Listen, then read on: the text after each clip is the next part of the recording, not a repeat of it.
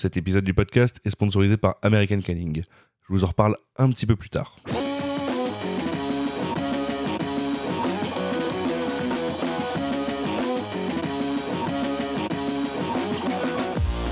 Sirotons le houblon, le podcast qui fait glou-glou dans tes oreilles.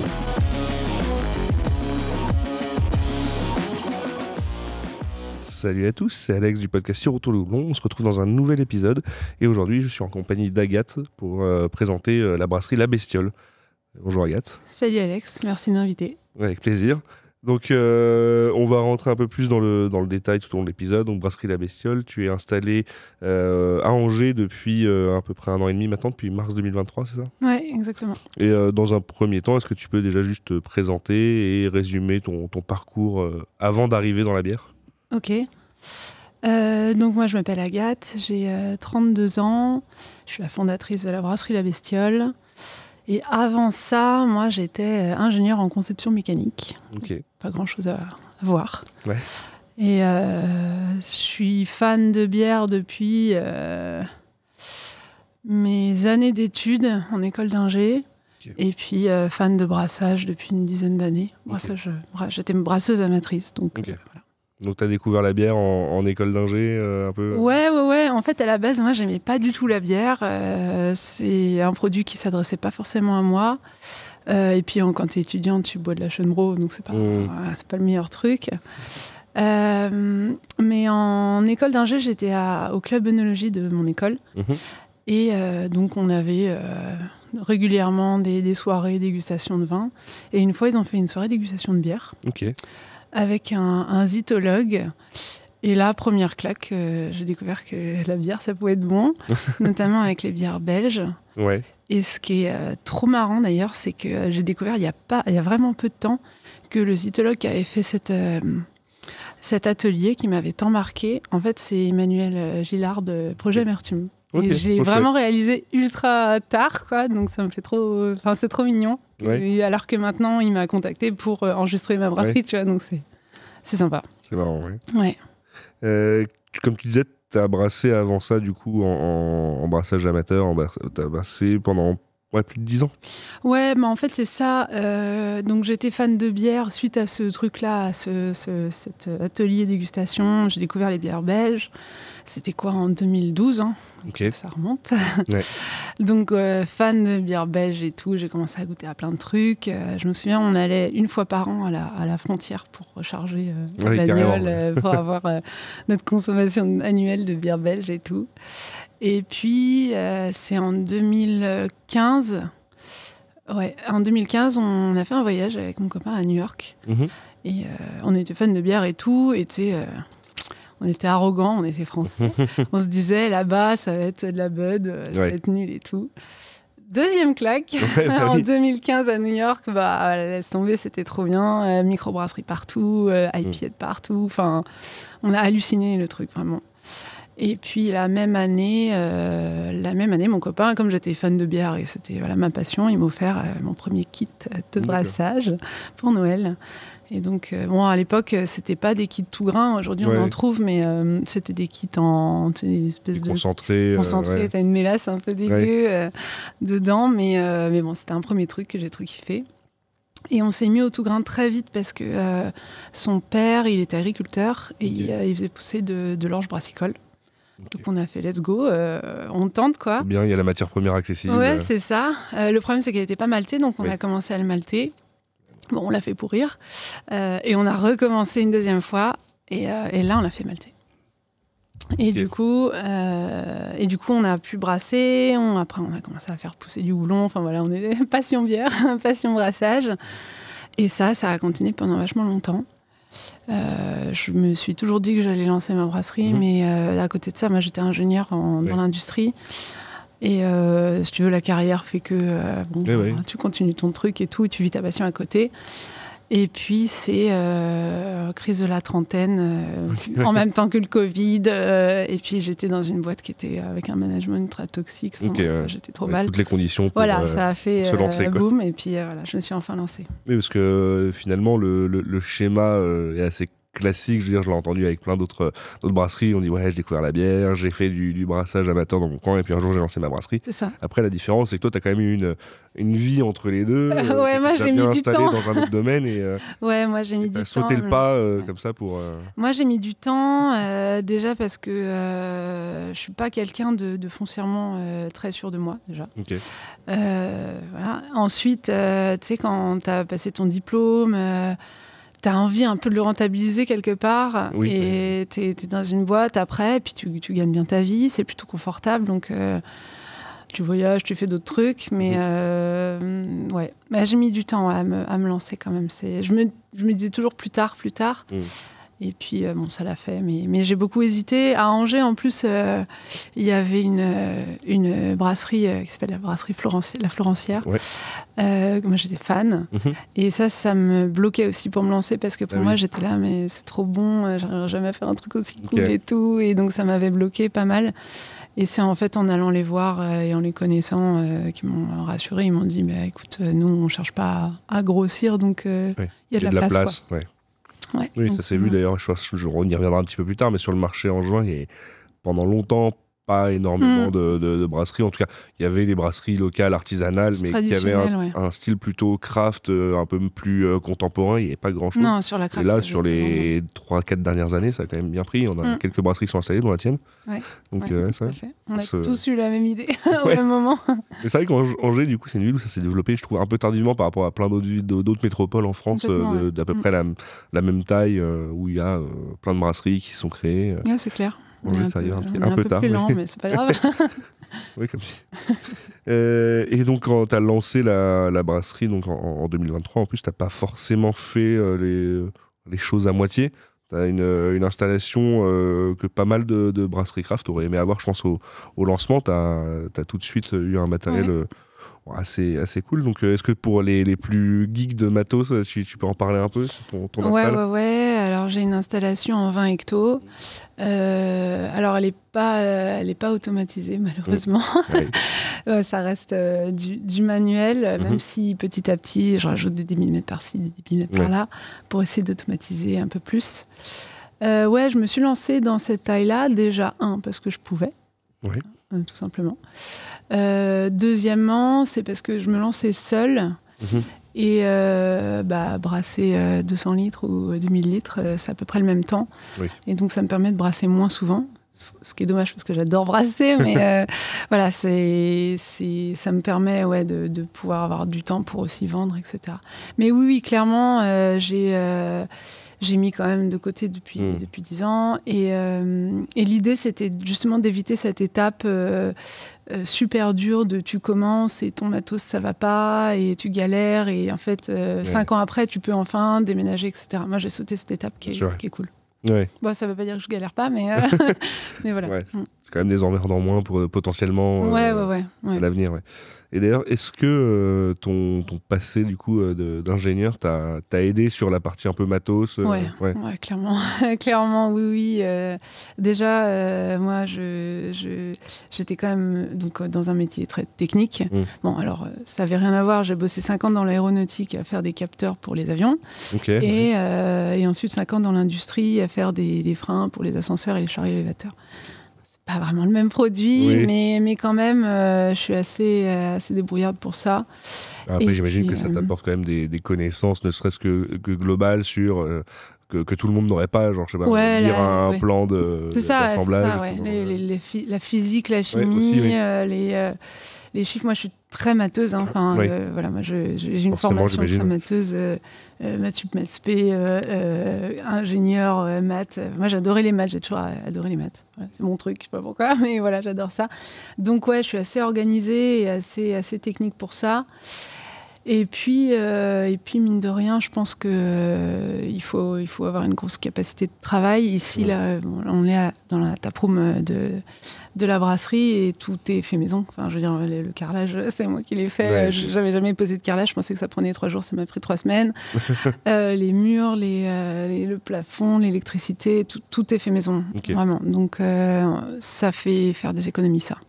aussi beaucoup, de faire soi-même. Ça prend du temps. Du temps, oui, bien sûr, mais bon. Mais sur la note au final, ça... Ouais, ça joue.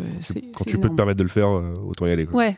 Après, moi, il y avait beaucoup de choses que je savais pas. Je remercie YouTube pour tous les tutos, travaux, de ouf. Mais et puis, je suis contente parce que maintenant, si un truc est cassé, je sais pourquoi, je sais le réparer. Donc, ça, c'est très pratique aussi. Au lancement de la brasserie, tu as fait aussi un choix fort, c'est de conditionner toutes tes bières en canette 44, en tout cas pour la vente à partir, parce qu'après tu as le fût aussi, mais tu as fait le choix de la canette comme conditionnement. Pourquoi du coup Déjà, moi, c'est ce que je consommais. Ouais. Donc, bonne réponse déjà.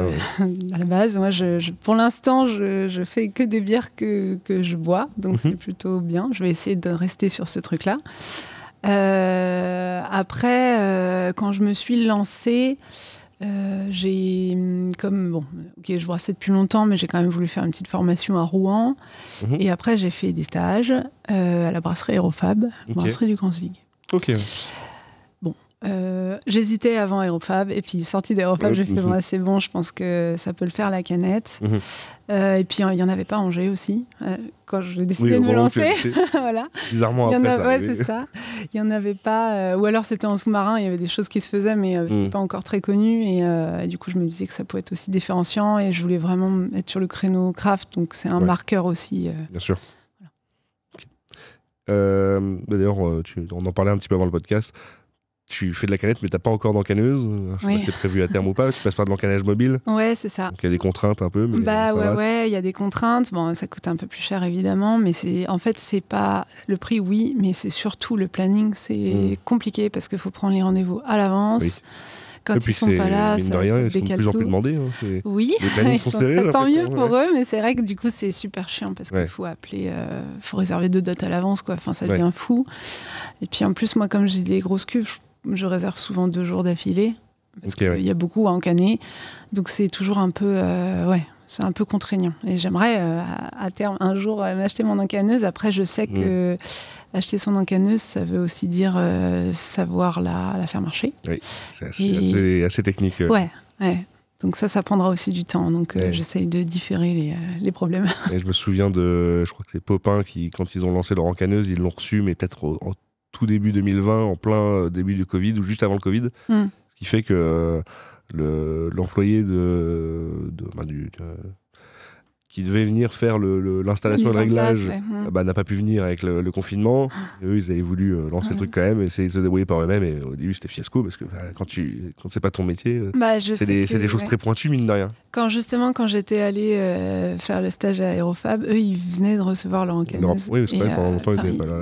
Il y avait masse de rebuts, quoi. Enfin, clairement, ça me faisait peur et tout. Oh là là. Mais en fait, je crois que maintenant ils maîtrisent mieux. Je pense qu'ils connaissent le sujet. Revue, tu as parlé un peu de ta salle à brasser en 20 hectos. Niveau fermenteur, t'es sur t'as quoi? J'ai 3 fermenteurs de 20 hectos et 3 fermenteurs de 40. Oui, donc t'as quand même de quoi sortir un peu de volume, mine de rien. Ouais, oui, mais ça... En fait, ça fait du volume, mais j'ai que 6 fermenteurs, donc je peux faire que 6 bières à la fois. Et c'est compliqué quand tu as des nouveautés à sortir, des choses comme ça, c'est un peu chiant. Oui. On en parlait un peu du contexte angevin sur la craft.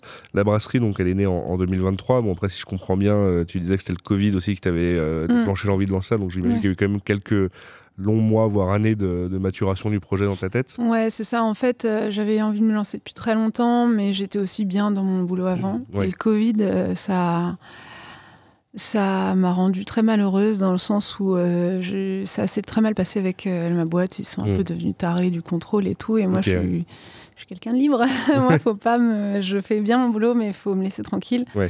Et je l'ai très mal vécu, le côté flicage et tout. J'ai très, très mal vécu. Je pense que j'étais une salariée un peu relou pour eux, parce que je râlais tout le temps, quoi. J'étais vraiment pas heureuse. Donc, puis j'avais un problème de manager très sexiste, faut le dire aussi. Malheureusement, c'est souvent le cas. Enfin, j'ai fait 2 boîtes, j'ai eu 2 problèmes, donc voilà. Parce que j'étais aussi assez ambitieuse, et voilà, ça plaît pas toujours. Ouais, mais voilà. Et du coup, voilà, ça m'a rendue très malheureuse. Il fallait changer quelque chose, de toute façon. Et donc, c'est parti. C'était l'occasion, du coup. Et en fait, du coup, en lançant la brasserie en 2023, t'es arrivé dans un contexte où je pense c'est peut-être la première fois en de nombreuses années où on commence à avoir plus de fermeture de brasserie que d'ouverture. Ouais. Est-ce que ça a joué un peu aussi quelque part chez toi, ou alors que justement on disait le marché angevin qui n'était pas encore aussi développé que d'autres régions, ça te rassurait sur ton lancement? Non, il y avait vraiment un créneau Angers. Enfin, Angers, vraiment, je le vois. Et puis, voilà, moi, quand je me suis lancée, avant même de me lancer, de faire une formation, j'avais appelé tous les bars angevins. Oui. Je les ai tous appelés, dire, voilà, j'ai potentiellement ce projet-là, qu'est-ce que vous achetez comme bière, qu'est-ce qui vous plaît, nanana. Et puis, c'était ressorti de ça, de mon étude, que les bars angevins étaient un peu en manque d'arty et de craft qui tenaient la route, quoi. Donc ça, j'étais assez confiante. Et puis moi, tu vois, quand je suis arrivé sur Angers il y a un peu plus de 3 ans, il y a un truc qui m'a surpris, c'est qu'il y a quand même beaucoup de bars en centre, en tout cas, qui ont de la craft. Pas forcément des bars orientés consommateurs geeks ou quoi que ce soit, Non, mais souvent, ils ont une offre craft à leur carte, que ce soit en bar, en petite restauration. Un bec ou deux, Rien, j'ai l'impression que c'est une ville qui est peut-être assez propice aussi pour venir s'installer. Moi, je connais pas beaucoup d'autres villes, mais il y a toujours un peu de place. À chaque fois, ils avaient 1 ou 2 becs réservés pour l'arty, libre. Donc, non, il y avait clairement un créneau. Et quand je me suis lancée, il y avait personne. Au cours du lancement, j'ai vu des brasseries monter aussi en canette. Donc évidemment, j'étais totalement paniquée, forcément. Et puis, tu as toujours cet effet... quand tu connais pas les gens, tu t'imagines le pire, tu t'imagines qu'ils sont trop forts, qu'ils sont super riches et ils vont. Puis après tu les rencontres et puis en fait ils sont super sympas. Souvent c'est des gens qui ont la même passion de toi, la passion de la bière évidemment. Et puis en fait ça rassure tout le monde en fait et tu te rends compte qu'il y a de la place pour tout le monde et tu fais des collabs et c'est cool quoi.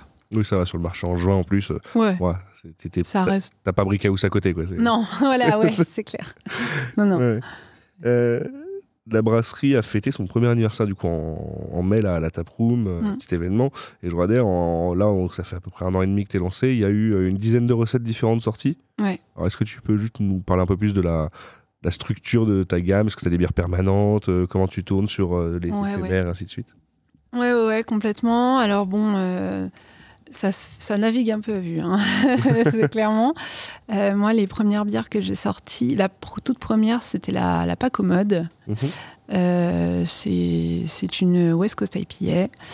Elle reste assez aromatique, je t'avoue. Elle pourrait être plus West Coast, mais elle a quand même bien marché dès le début, donc j'ai préféré pas trop la changer. Puis je l'aime bien comme elle est. Et la bonne pâte, qui est une double IPA, donc une IPA un peu plus forte. Et elle aussi très aromatique. Ça, c'est 2 recettes que je travaillais depuis longtemps, que j'avais en brassam. Donc voilà, ça c'était des recettes qui me tenaient à cœur. Ce sont mes 2 chats sur les 2 canettes. Ça vient de là, à la base. On en reparlera un peu après, mais oui. Ensuite, donc ça, ces 2-là, par exemple, je les avais brassés en gypsy chez Aerofab, aussi avant de me lancer. Donc c'est vraiment les premières que j'ai eues. Ensuite, j'ai sorti une American Pale Ale pour avoir la blonde dans la gamme, on va dire. À la base, j'étais pas trop emballée par celle-là parce que bon, elle était simple. Et au final, c'est ma préférée aujourd'hui. Donc comme quoi. voilà. Ouais, comme quoi. J'aime bien les bières un peu plus simples aussi. Donc ça c'est voilà. Et puis après, donc ça c'est les 3 premières qui ont été vraiment lancées et en fait elles sont restées. Je les ai pas bougées. T'avais pas forcément prévu de les lancer comme des bières permanentes? Non, pas forcément. L'IPA, double IPA, j'étais pas sûre, tu vois. Mais en fait, elle a quand même son succès. Donc, elle ralentit un peu en été, mais l'hiver, voilà. L'IPA, elle passe partout. C'est ce que je vends le plus, c'est de loin. Vraiment, c'est ma flagship. Bon. Et puis la Pale Ale, elle est un peu saisonnière aussi. L'hiver, on la boude un peu et l'été, tout le monde la veut. Comme d'hab, de toute façon. J'imagine que c'est aussi une recette que tu es un peu obligé d'avoir quand tu es ici avec une taproom. Tu dois avoir il te faut ton premier bec, quoi. Voilà, c'est ça. Quand quelqu'un qui n'est pas du tout crafteux vient et qui demande une blonde, tu sais quoi lui servir. C'est ça. Et puis ensuite, donc ça c'était les premiers batchs au tout début. Quelques mois après, j'ai sorti 2 nouveautés qui étaient une Neipa et une pastry sour. Voilà, et puis pareil, Neipa et pastry sour, c'était censé être un peu des éphémères. La Neipa, je l'ai passée en semi-éphémère, on va dire, c'est-à-dire que je change les houblons régulièrement, mais ça reste peu près, enfin ça reste la même étiquette, etc. Je mets juste 2-3, voilà, pour dire quand même que je change les houblons, quoi. Mais ça me permet de moi tester d'autres houblons, c'est pas mal. Ouais. Puis la Naipa, c'est celle que je travaille le plus encore, parce que les Naipa, c'est difficile à faire. Les Naipa, ouais, c'est dur. Enfin, je trouve ça dur, vraiment. Et j'aime ça, et je suis très exigeante sur ma Naipa. La première, je l'aimais pas. Pour moi, elle n'était pas aboutie. La deuxième, elle est déjà mieux, donc je suis contente. Et voilà, c'est celle que je travaille tout le temps. Les Naipa, maintenant, c'est devenu aussi tellement commun, toutes les brasseries en font, il y a un niveau qui est monté en France. J'étais à Nantes Pression ce week-end, tout est bon, quoi. Vraiment, tout est bon, et c'est fou, quoi. C'est vraiment... Et puis, t'as plein de choses qui entrent en jeu, c'est assez scientifique, donc je teste pas mal. Et la sour, passerie sour, le but c'était de sortir des sours régulièrement et de changer les fruits. Et donc là j'ai commencé par une passion vanille. Ça vient d'un cocktail qui s'appelle le Panster Martini, qui est à la base de liqueur de vanille, liqueur de passion. C'est servi avec un petit shot de champagne, c'est très cool. Et moi j'adorais ce cocktail. C'est le bar Le Baroque qui m'a fait découvrir ce truc. Et j'adorais ça, donc je me suis dit vas-y, on va refaire... version pastry sour, ce cocktail-là. Et ça a vachement plu, clairement. Ça, vraiment, je suis trop contente de comment elle est sortie. Alors, autant à Angers, les gens sont encore un petit peu tradis, donc parfois ça leur fait bizarre. À Nantes, c'était la folie, quoi. Les Nantais ont beaucoup aimé. L'année dernière, t'avais un stand sur le coin des jeunes brasseries, là, Nantes sous pression. Et je me souviens, t'avais cette bière-là. Celle-là. Et si on l'avait mise. J'en entendais beaucoup parler en plus. C'était un peu la plus folle. Et on avait le droit qu'il y ait un bec. Quand t'es invité, t'as le droit qu'il y ait un bec. Donc on s'est dit, vas-y, on va mettre celle-là. Et les gens ont trop kiffé. Donc tant mieux. J'étais trop contente pour ma petite bière. Et du coup, je l'ai gardée en l'état. Alors qu'à la base, je devais changer les fruits, et puis bon, je l'ai gardé. Et c'est un peu l'histoire des bières à chaque fois, c'est que je lutte pour... les gens veulent des nouveautés, et en même temps, ils veulent continuer à goûter celles qu'ils avaient adorées, mais il y a un moment, on ne peut pas tout faire, on n'a que 6 fermenteurs, donc on est limité. Puis après, j'ai sorti une stout à l'hiver, noix de coco, cacao, passerie stout aussi. Et là, je sortis une petite wheat beer à l'orange sanguine pour l'été. Puis voilà, il y a des nouveautés qui arrivent gentiment. C'est dur, la pression des nouveautés n'est pas évidente, parce qu'en plus, j'ai des grosses cuves, ce qui est bien pratique. Mais en même temps, du coup, pour les nouveautés, c'est pas pratique du tout, quoi, parce que j'ai du stock quand même. Tu vois, avant de sortir de nouvelles nouveautés. Tu peux pas te permettre de faire des petits volumes pour tester un marché sur un style. Le problème, c'est que le petit volume, c'est 2000 litres. Quoi. Donc, faut que je fasse gaffe. Donc, voilà. Vous cherchez des encanneuses efficaces et faciles à utiliser? American Canning, le pionnier de l'encannage à Austin aux États-Unis, propose des machines compactes et simples d'utilisation avec un faible taux d'oxygène dissous. Ils offrent des technologies atmosphériques ou isobariques allant d'1 à 6 têtes de remplissage pour répondre à la mise en canette de toutes vos boissons, de la bière au soda. American Canning, c'est des machines abordables avec des délais de livraison courts et une formation disponible en français directement par des opérateurs experts agréés et certifiés. Pour plus d'informations, écrivez à europe@americancanning.com ou venez les rencontrer au Salon du Brasseur à Nancy, stand D01, le 17 et 18 octobre. Là, sur tout ce que tu as sorti du coup jusqu'à maintenant, et notamment sur les bières qui sont du coup, on va dire, permanentes chez toi, il y a quand même alors en dehors de cette passerie sour, il y a une dominante très houblonnée. Ouais. C'est quelque chose qui, toi, à la base, te branchait plus? C'était plus ton style de bière et t'es parti là-dessus naturellement? Ou c'est aussi pour répondre au marché? C'est clairement mon style de bière. Je suis à fond dedans. J'étais pas très motivée pour faire une Naipa. Ça, j'avoue que je l'ai un peu fait sous la contrainte de la demande. Parce que pour moi, je considérais que je maîtrisais pas encore assez. Donc j'y suis allée. Après, on est toujours les plus exigeants avec soi-même. Donc en réalité, elle passait bien et il n'y a pas de problème. Elle a eu du succès et tout. Mais pour moi, j'étais pas encore prête. Donc là, ça va mieux. C'est mieux. Mais c'est vrai qu'au début, je voulais pas forcément la sortir parce que c'est compliqué. Mais j'adore les bières houblonnées, quoi. Le houblon, c'est mon truc. J'aime bien ça. Et quand on regarde un petit peu les retours sur les bières sur Untappd, alors c'est toujours à prendre avec des pincettes, mais tes deux sour ont des super retours. Je sais pas, tu suis non, pas trop je le vais tap. jamais. Ah, ouais. Non, absolument T'as pas. raison. Vaut mieux éviter. Bon, du coup, Non, je suis beaucoup trop sensible pour ça. Moi, je regarde pas du tout. J'ai trop peur. Enfin, je prends tout mal. Ok, d'accord. Vraiment, je suis vraiment. Faut pas y aller du tout. Donc, de temps en temps, mon mec y va un peu, il garde et tout. Mais moi, j'aime pas du tout aller là. Je flippe trop. Je comprends. Mais du coup, voilà, bonne nouvelle. Cool.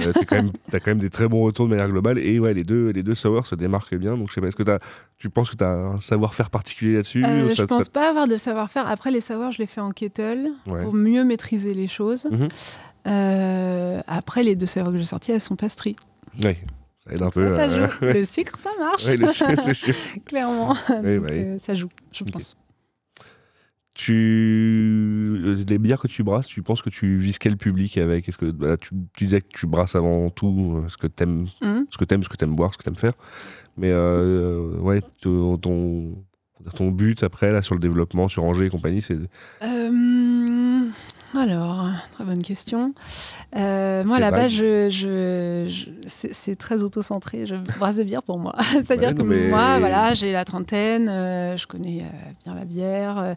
Je suis pas non plus beer geek. Moi, j'ai jamais été ultra beer geek. Tu vois, je connaissais pas trop les brasseries, tout ça. D'ailleurs, j'ai un peu honte, mais quand je suis allée voir Aérofab, je connaissais vite fait de nom, mais je savais pas que c'était très connu. Tu vois. Ouais, ok. Et après, je pense que ça a aidé parce que du coup, j'étais pas impressionnée plus que ça, tu vois. Eux, ils sont super normaux aussi, tu vois, super bien cool. sûr, oui, clairement. Mais c'est vrai que j'ai réalisé après, j'ai fait, c'est ouf, quoi, que j'ai pu aller bosser dans une brasserie comme ça, c'est cool. Et puis eux, en plus, sont venus quand même aussi à la base du monde du gypsy, donc je pense qu'ils ont aussi cette sensibilité d'accueillir les gens. Ouais, complètement. Je pense qu'on s'est retrouvés aussi sur notre background, ingé, tout ça, assez technique, donc... Ils ont aussi fait beaucoup de choses à leur brasserie et clairement, voilà, ça m'a beaucoup parlé. Donc, j'étais pas forcément très beer geek. Les beer geeks sont difficiles. Ah, oui. Ils sont exigeants et ouais, c'est dur. Et à Angers, il y en a pas tant que ça aussi. C'est vrai. Donc, on va dire, c'est quand même une clientèle plutôt urbaine, plutôt jeune, qui s'intéresse à la bière, mais en fait, je veux quand même rester sur les styles marqués sur la canette. Je suis pas non plus hybride à faire une blonde, une blanche, tu vois, je veux vraiment que ce soit... voilà.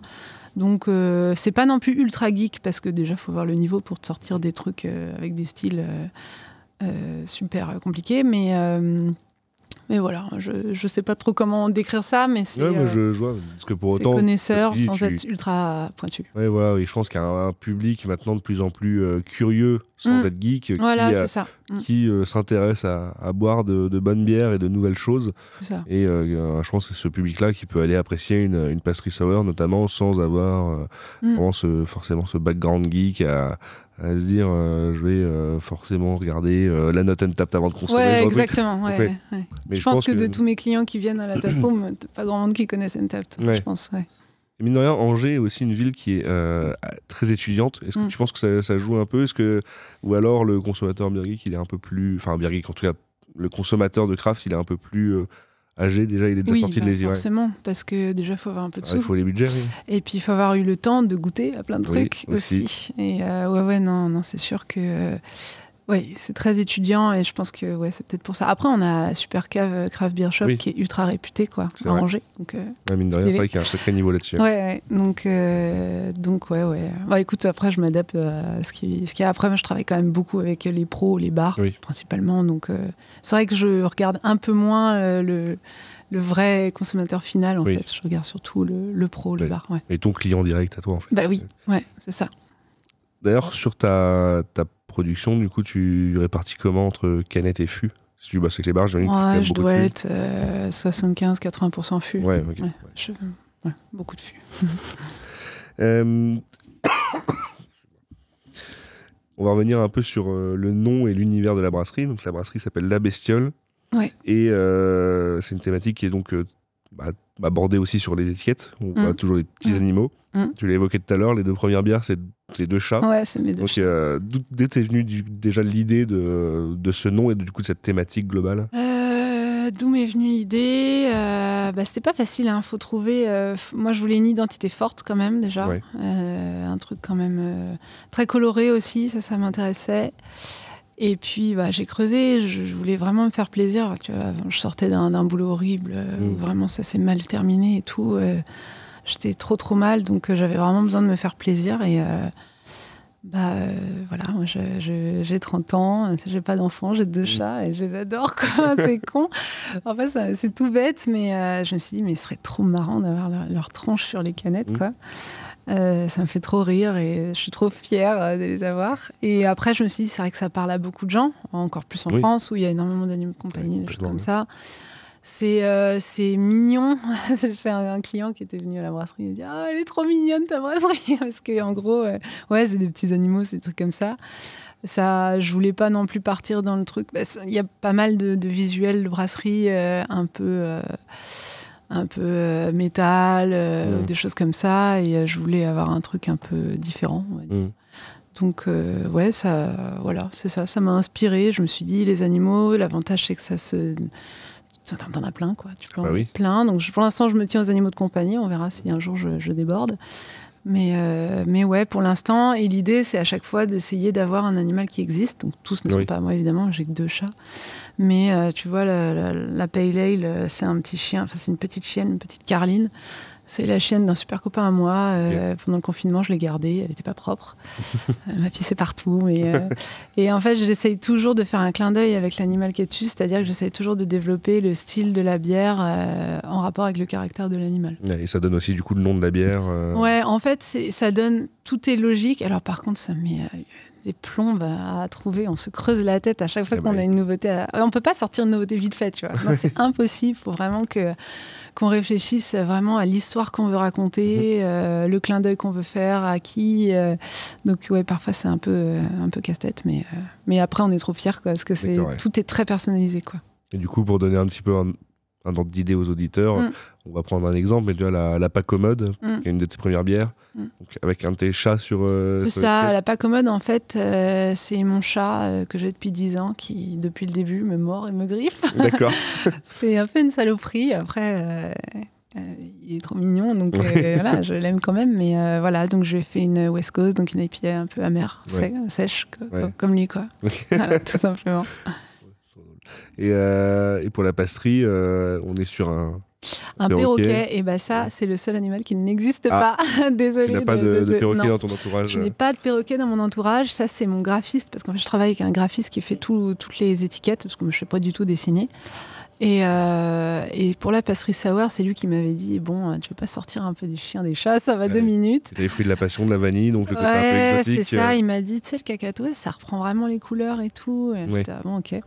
Et du coup, en effet, c'est le seul animal qui n'existe pas. Et c'est marrant parce que c'est souvent l'animal qu'on me demande.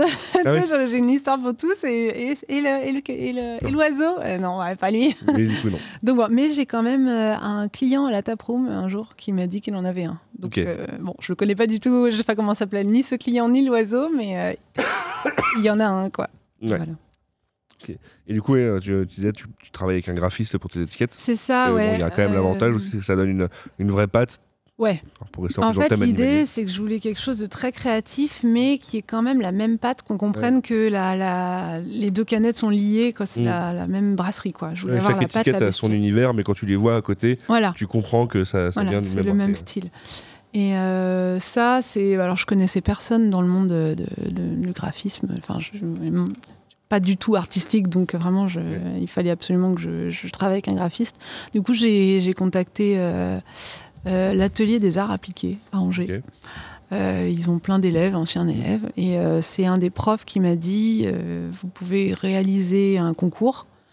Donc j'ai envoyé la photo de mon chat, la Pacommode, et j'ai dit faites-moi. Alors c'était pas toute l'étiquette évidemment, juste je voulais voir la patte de chacun. Et du coup, mon graphiste, donc Tiffaine Chevillard, Studio Marmot, a gagné haut la main puisqu'il a proposé 3 designs et ils étaient tous les 3 sur le podium. Donc vraiment, il a monopolisé. Faire plein de choses, il est au top. Et j'aime beaucoup la façon dont on travaille parce qu'en fait, il comprend très bien ce que je dis. Et lui, il aime beaucoup aussi parce que je lui laisse beaucoup de liberté. En gros, à chaque fois, moi, je lui envoie la photo de l'animal. et le message que je veux faire passer, le style, et ensuite il a carte blanche et puis il me le rend bien. Donc je suis très contente. Trop bien. Tu l'as évoqué aussi un peu plus tôt, là on est en train d'enregistrer dans la taproom de la brasserie. Ouais.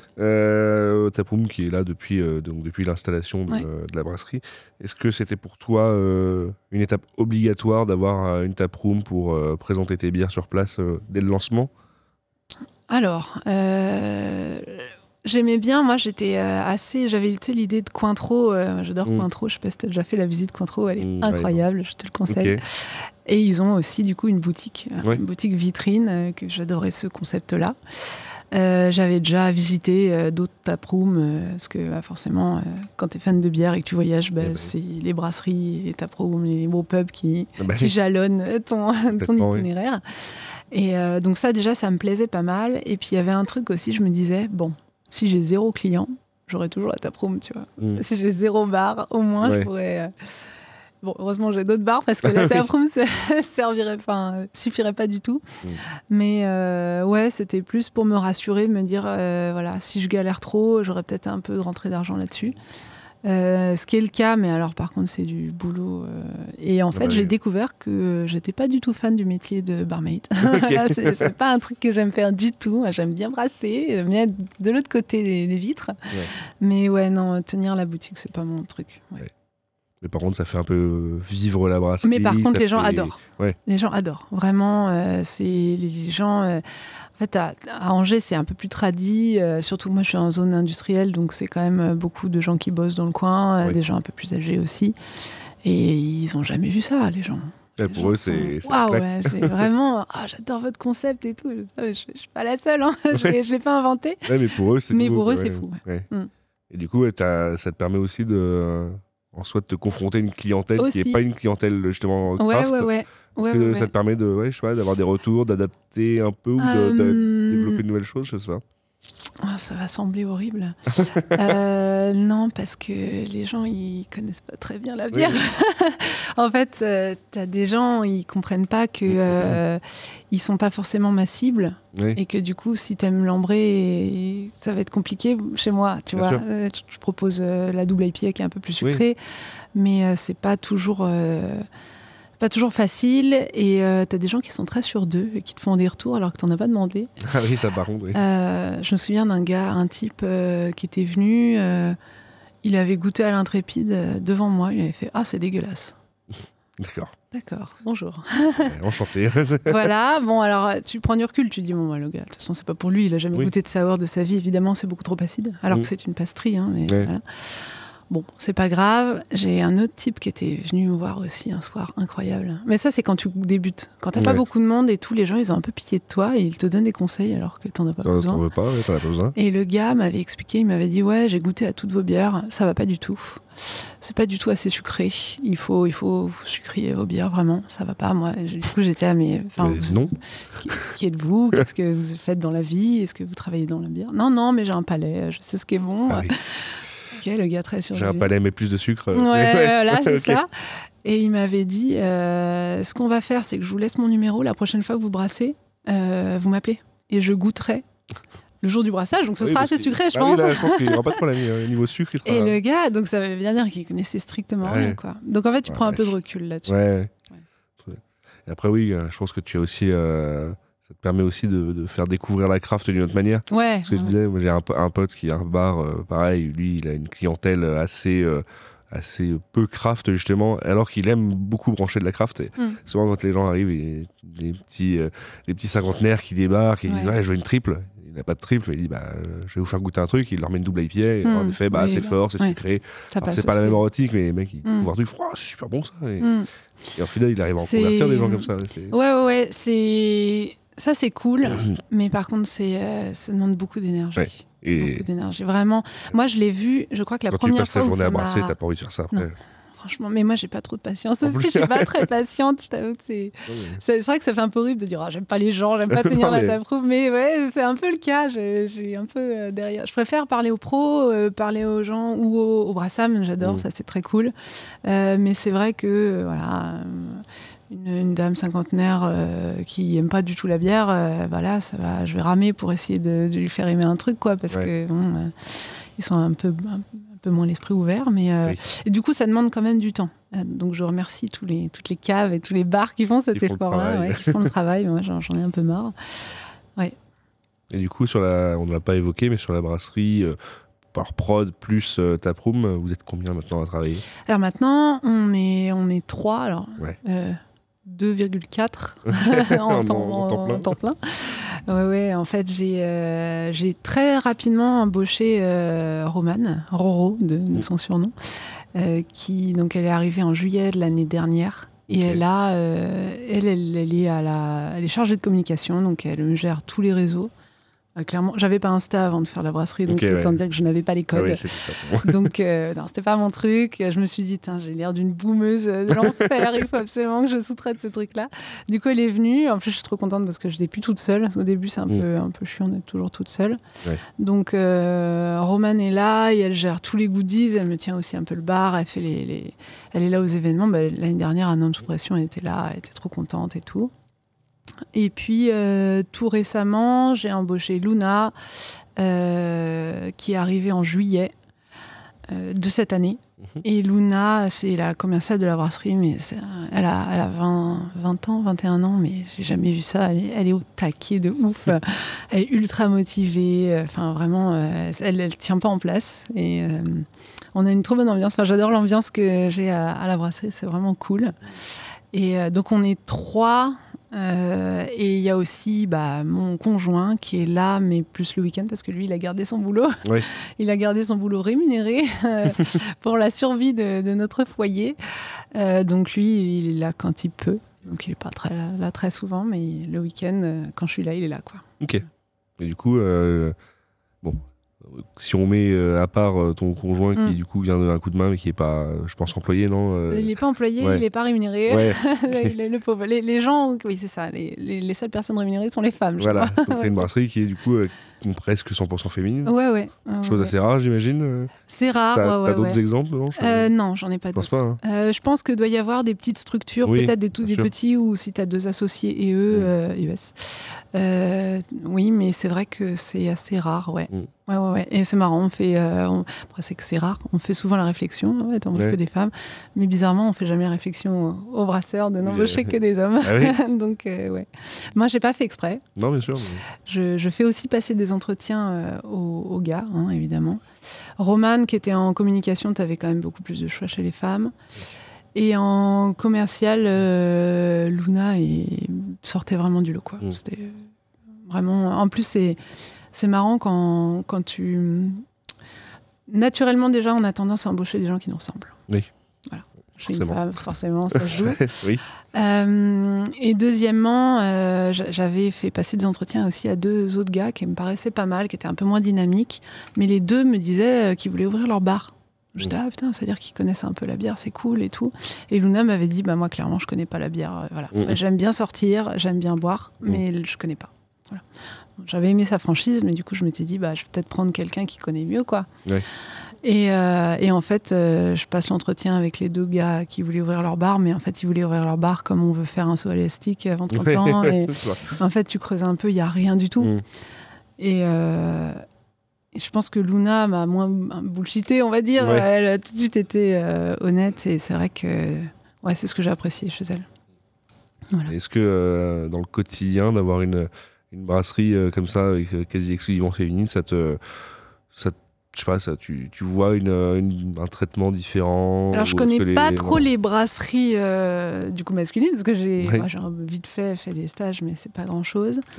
Moi, j'aime beaucoup parce qu'on communique énormément, mais après, ça c'est aussi parce que j'ai pris des gens qui communiquaient bien, et moi, je communique bien. Enfin, voilà, j'ai embauché des gens qui me ressemblaient, donc on s'entend plutôt bien, donc ça, c'est cool.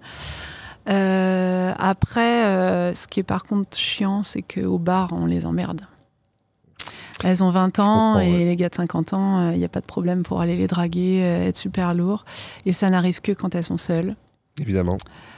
Et moi, bizarrement, on me laisse plutôt tranquille. Ouais. Je le prends pas mal, c'est plutôt cool. Mais bizarrement, les meufs de 30 ans qui les renvoient bouler, ils aiment moins. Ouais. Ils préfèrent les petites jeunes qui savent pas trop. Voilà. Donc elles s'endurcissent, mais franchement, c'est usant, quoi. C'est chiant. comme ça. Pas un milieu facile non plus. Non. Ouais, c'est comme ça. Bon, revenons-en aux produits. À part, du coup, ici à la Taproom, où est-ce qu'on peut trouver tes bières alors déjà sur Angers, ou en tout cas Pays de la Loire pour les locaux. Et après, je sais pas s'il y a d'autres distributions un peu plus nationales. Alors, moi, je fais que du direct pour l'instant. Ok. J'aimerais être distribuée. C'est en tout cas en projet, mais à l'heure actuelle, tant que j'ai que 6 fermenteurs, je frôle la rupture à chaque fois, donc j'évite de. Ce qui est une bonne chose. Bon problème. Ce qui est une bonne chose, mais c'est vrai que du coup, je vais pas tout de suite partir en distrib, mais c'est quand même le but parce que je vais pas pouvoir tout faire. J'aimerais rester en local quand même. Donc là, on distribue sur Angers et on a des tournées mensuelles à Nantes, au Mans, Laval, Saumur, Cholet. Voilà. Et à Tours, j'ai un client à Tours. Il faudrait qu'on développe Tours, mais je sais pas quand est-ce qu'on va faire ça. Mais voilà. Et donc voilà, c'est 1h15 autour d'Angers. Et puis en canette, pareil. En canette, je pense que je pourrais me faire distribuer un peu plus loin, parce que du coup, il n'y a pas les fûts à récupérer. Je ne sais pas si c'est très pertinent. Honnêtement, ça fait plaisir à l'ego, je pense. Mais je ne suis pas sûre qu'en termes de volume, ça fasse tant que ça. Pour le moment, avec le dimensionnement de la brasserie, tu pourrais très bien vivre avec le marché local. Oui. Il y a tellement de choses à faire. En local, déjà, c'est ouf, quoi. Donc, le jour où j'ai des nouveaux fermenteurs, j'enclencherai la seconde. Et après des événements comme tu as pu faire Nantes sous pression l'année dernière, tu n'as pas de la demande quand même de cavistes un peu partout Si, j'en ai un peu. Je fais un peu d'expédition. Mais je ne suis pas fan. J'ai des clients qui sont un peu loin, mais qui ont de la famille à Nantes, alors je livre leur famille ou des choses comme ça pour l'instant. Mais en fait, je sais pas comment dire, mais ça fait plaisir à l'ego de dire ah là là, à l'autre bout de la France, il y a ta canette, mais en même temps, concrètement, très honnêtement, aujourd'hui, tu as tellement de brasseries qui font des trucs très bien partout. Donc à quoi bon aller boire la bestiole quand tu es à Marseille alors qu'il y a des gens qui travaillent mieux que. Enfin, tu vois. Donc, je trouve qu'il n'y a pas trop d'intérêt concrètement. Pour moi, c'est vraiment pour plus la fame, d'être connu un peu, et voilà, mais c'est plus sympa d'être à la maison. Du coup, les gens qui veulent boire de la bestiole, principalement, venez visiter la belle ville d'Angers et faire un tour à la Taproom, quoi. Exactement. Alors, on fait un peu du e-commerce. J'ai honte. Notre site est vraiment pas fou. Enfin, en fait, on manque de temps. C'est ce qu'on se dit à chaque fois, c'est qu'on a trop de projets, c'est trop bien, mais alors on n'a vraiment pas le temps de les faire, c'est très frustrant. Le site, ça fait longtemps qu'on aurait dû avoir une partie e-commerce, donc là je passe par un site qui s'appelle Angers Shopping. On n'est pas, c'est pas fou quoi, clairement, donc je voulais vraiment l'intégrer au site, mais bon, faut trouver le temps. On le trouvera un jour, mais ouais. C'est ça. Donc on peut quand même commander sur internet des canettes. C'est possible. Sur Angers Shopping du coup. Sur Angers Shopping, exactement. Et alors pour l'avenir de la brasserie, quels sont les plans que tu as en tête, les projets ou les choses qui vont arriver déjà assez concrètes Alors qu'est-ce qui va arriver J'ai des nouveaux fermenteurs qui vont arriver d'ici 2 mois normalement. Clairement, je ne vais pas les remplir tout de suite, parce que les avoir, c'est déjà ça. Les remplir, c'est une autre chose. Et puis les vendre, c'est encore pire. Mais ça va s'accompagner du coup d'une distribution, une entrée en distrib pour la première fois. Je vais arrêter de faire que du direct. Je vais conserver quand même une partie directe, évidemment. Je pense que ma prochaine embauche, ce sera au bar, parce que moi, ça me saoule. Romane... Au début, elle aimait bien, mais ça fait 1 an, je vois que ça la saoule maintenant. Luna, elle est encore motivée, mais je sens que ça va vite la saouler. Donc, à mon avis, avoir peut-être quelqu'un au bar à temps plein, quitte à ce qu'on ouvre un peu plus le mercredi, tu vois, ou un truc comme ça. Parce que là, actuellement, tu ouvres... jeudi, vendredi, samedi. Fin de semaine, c'est déjà pas mal. Mais voilà, donc à voir. Et puis, voilà, l'idée, c'est et potentiellement, après, ce sera quelqu'un en prod, parce que... Moi, j'adore brasser, j'aimerais garder le brassage et filer le nettoyage à quelqu'un d'autre et l'enfûtage aussi, donc Nettoyage, conditionnement. C'est ça. C'est pas très gentil, mais c'est clair qu'il n'y a aucune valeur ajoutée Bien sûr. à l'enfûtage, quoi. Voilà. Moi, je commence à faire un peu le tour de ce que j'avais prévu. Ouais. Je sais pas s'il y a des sujets que j'aurais un peu négligés, sur lesquels tu voulais revenir, ou des choses à aborder. Je pense qu'on a fait quand même déjà pas mal le tour, ouais. Le sujet, non, pas plus que ça. T'étais à Non Sous Pression hier, très bien. J'étais samedi, c'était super cool. Ouais, c'était chouette. Ça, c'était cool. Ouais, c'est justement quand on était allé à Non Sous Pression la première fois, ça faisait du bien parce que à Angers, quand j'explique la gamme, il faut que j'explique que voilà, bon, ça c'est une blonde, plus amère. Ouais.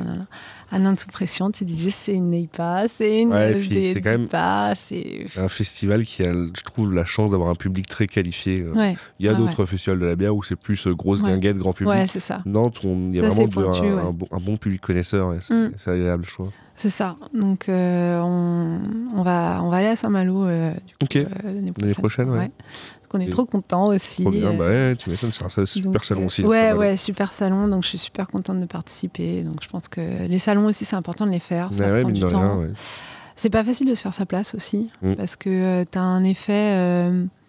quand t'es pas très connu, on te prend pas, donc t'es pas très connu. Enfin, t'as des salons qui sont justement bien faits là-dessus, qui répartissent un peu, comme Nantes le fait très bien, avec une partie de bière du département, une brasserie, une partie pour le régional, le national et après l'international, et un peu un quart pour chaque, donc ils arrivent à avoir un peu des places pour les petits nouveaux du coin et ainsi de suite. Mais c'est vrai que sur les gros salons qui sont des machines de guerre et qui invitent une centaine de brasseries parmi les plus réputées, ils ont énormément de demandes. Alors Saint-Malo, je sais que tous les ans, tu peux demander une place 6 mois avant, ils sont déjà quasiment pleins.